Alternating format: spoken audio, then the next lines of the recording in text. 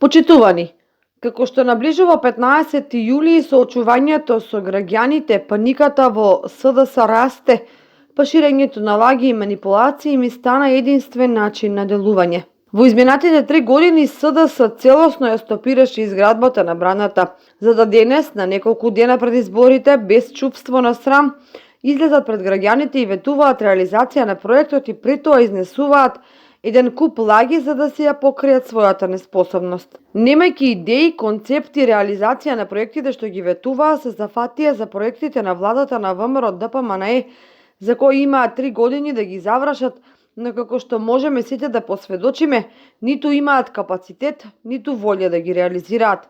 Граѓаните знаат дека проектот Брана Речани го започна владата на ВМРО ДПМНЕ и знаат дека новата влада на чело со Христијан Мицковски ќе го реализира овој многу значаен проект за граѓаните од регионот.